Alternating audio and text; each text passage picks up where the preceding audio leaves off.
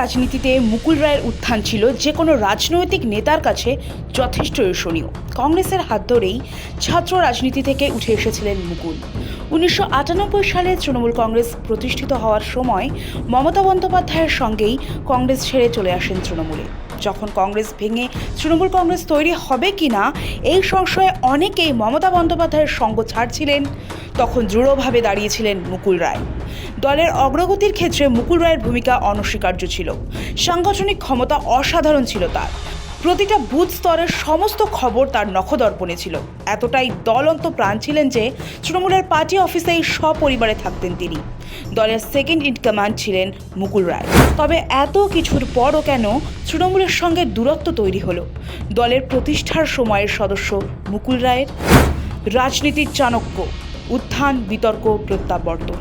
2006 সালে জমি অধিগ্রহণ অভিযান, সিঙ্গুর নন্দীগ্রাম আন্দোলনের সময় মমতা বন্দ্যোপাধ্যায়ের ছায়া সঙ্গী ছিলেন মুকুল রায়। পরবর্তী সময়ে জাহাজমন্ত্রী, রেলমন্ত্রী হয়। 2011 সালে পালা বদলের পরও অত্যন্ত সক্রিয় ছিলেন মুকুল রায়। এরপরেই ছিল 2013 সালের পঞ্চায়েত নির্বাচন। এই নির্বাচনে সাংগঠনিক ভূমিকা পালন করেন। ওই সময়ই 1.5 বছর ধরে মুকুল রায়ের নেতৃত্বে দল বদলের কর্মসূচি চলে। প্রায় প্রতিদিনই শরিক দলের নেতাকর্মীদের ভাঙিয়ে তৃণমূলে যোগদান করাতেন। বাংলার রাজনীতির সমীকরণে বদল আসে মুকুল রায়ের এই দল বদল কর্মসূচির দৌলতেই। কংগ্রেস থেকে বামের বিভিন্ন শরিক দল ভাঙিয়ে নেতাকর্মীদের তৃণমূলে নিয়ে আসেন। বঙ্গ রাজনীতি ঘোড়া কেনা বেচার সঙ্গে পরিচিত হয়। সারদা কেলেঙ্কারি ও নারদা স্ট্রিং অপারেশন অধ্যায়। মমতার ছায়ার সঙ্গী হয়ে পথ চলা শুরুর পর থেকে আর পিছন ফিরে তাকাতে হয়নি মুকুল রায়কে। তবে সারদা কেলেঙ্কারি ও নারদা স্ট্রিং অপারেশন কাণ্ডে মুকুল রায়ের নাম জড়ানোর পর থেকেই মমতা বন্দ্যোপাধ্যায়ের সঙ্গে তার দূরত্ব বাড়তে থাকে। দলের একাংশ বলতে থাকে মমতা বন্দ্যোপাধ্যায়ের পর তিনিই দলকে নিয়ন্ত্রণ করছেন। তার ছেলে শুভ্রাংশু রায়কে গুরুত্বপূর্ণ পদ দেয়া হচ্ছে। এই সব কিছুকে কেন্দ্র করেই বর্ষিয়ান নেতাদের মধ্যে ক্ষোভ তৈরি হয়, তাদের সঙ্গে দূরত্ব বাড়ে। অভিযোগ ওঠে যে মুকুল রায় নিজে সর্বে সর্বা হয়ে উঠছেন। বলা হয় যে প্রশাসনকে প্রভাবিত করার ক্ষমতাও ছিল মুকুল রায়। এরপরে নারদা মামলায় সিবিআই ডাক পড়ে। তারপর থেকে দলের সঙ্গে দূরত্ব আরও বাড়ে। ওই সময়ে মুকুল রায় নিজের মতো করে সংগঠন চালাতে শুরু করেন। নিজাম প্যালেসে লোকজন দেখা করতে শুরু করে। তারপরেই জল্পনা তৈরি হয় যে আলাদা একটি দল তৈরি করতে চলেছেন তিনি। ঘাসফুল ছেড়ে পদ্মফুলে নাম লেখান মুকুল। অভিযোগ উঠছিল তলে তলে বিজেপির সঙ্গে যোগাযোগ শুরু করেছেন মুকুল। এমনকি মুকুলের দায়িত্বে থাকা ত্রিপুরাতে খারাপ ফল হয় তৃণমূলের। দলের তৎকালীন মহাসচিব খোদ পার্থ চট্টোপাধ্যায়কে তখন বলতে শোনা যায়, ত্রিপুরায় যার উপর দায়িত্ব ছিল সে বিশ্বাসঘাতকতা করেছে। সমস্ত জল্পনায় জল ঢেলে দীর্ঘ 19 বছরের সম্পর্ক ছেদ করে 2017 সালে তিনি তৃণমূল কংগ্রেস ছেড়ে ভারতীয় জনতা পার্টিতে যোগ দেন। প্রথম সভা করেন রানী রাসমণি রোডে। এখান থেকেই তিনি বিশ্ব বাংলার লোগো দেখিয়ে বলেছিলেন বিশ্ব বাংলা একটি কোম্পানির নাম। তৃণমূল কংগ্রেস এখন পারিবারিক কোম্পানিতে পরিণত হয়েছে। 21 নির্বাচনের আগেই তৃণমূলের মুকুল রায়ের চিরপ্রতিদ্বন্দ্বী শুভেন্দু অধিকারীও বিজেপিতে যোগ দেন।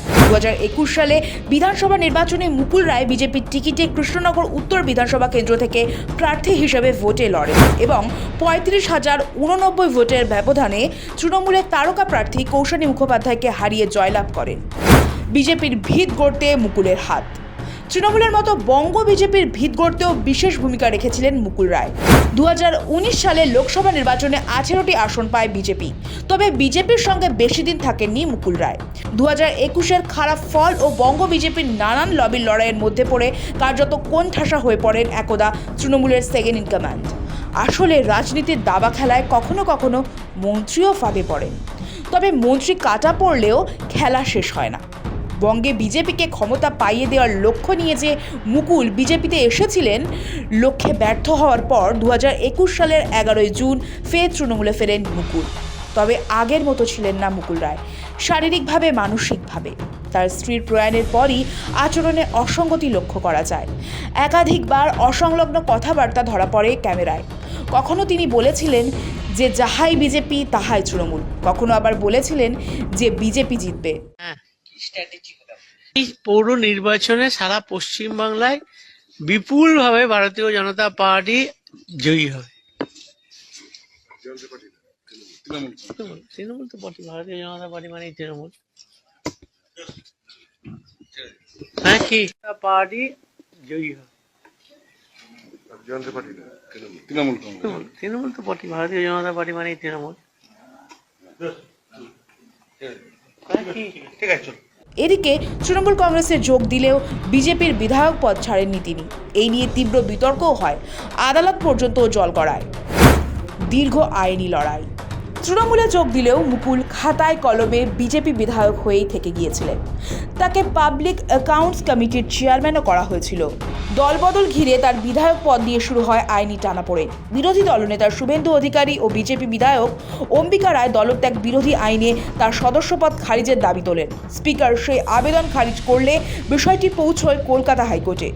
হাইকোর্ট বিধায়ক পদ খারিজের নির্দেশ দিলেও পরবর্তীতে সুপ্রিম কোর্ট মানবিক দৃষ্টিকোণ থেকে সেই রায়ে অন্তর্বর্তী স্থগিতাদেশ দেয়। ফলে মৃত্যুর সময় পর্যন্ত তিনি বিধায়ক হিসেবেই বহাল ছিলেন। মুকুল রায়ের শেষ অধ্যায়। উত্তর চব্বিশ পরগনার কাছড়াপাড়া থেকে দিল্লির রাজনীতি। মুকুল রায়ের কর্তৃত্ব দেখেছে দেশ।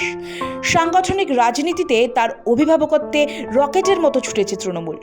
বঙ্গে বাম সাম্রাজ্যের পতন থেকে দিল্লির মন্ত্রীপদ, একবিংশ শতাব্দীর প্রথম 2 শতক যেন মুকুলের জন্যই সাজিয়ে রেখেছিল রাজনীতির ঈশ্বর। তবে শেষ কয়েক বছর শারীরিক অসুস্থতার কারণে সক্রিয় রাজনীতি থেকে দূরেই ছিলেন তিনি। তবু তার নাম ঘিরে আলোচনা থামেনি, কখনো কৌশলী সংগঠক হিসেবে, কখনো বিতর্কিত দলবদলের জন্য, কখনো বা আইনি লড়াইয়ের কেন্দ্রবিন্দুতে। এবার তার বিদায়ে এক যুগের সমাপ্তি ঘটল। রাজনৈতিক সমীকরণ বদলাবে, নতুন মুখ আসবে, কিন্তু সংগঠন গড়ে তোলার যে পরিশ্রমী অধ্যায়, তা ইতিহাস হয়ে থেকে যাবে। বাংলা রাজনীতির দীর্ঘ যাত্রাপথে মুকুল রায়ের নাম তাই স্মৃতির পাতা জুড়েই থাকবে, সমর্থন, বিতর্ক, সাফল্য আর সংগ্রামের মিশেলে। তার বিদায় নিঃসন্দেহে রাজ্যের রাজনৈতিক ইতিহাসে বড় শূন্যতা তৈরি করল। সৌভিক সান্যালের রিপোর্ট, সময় কলকাতা।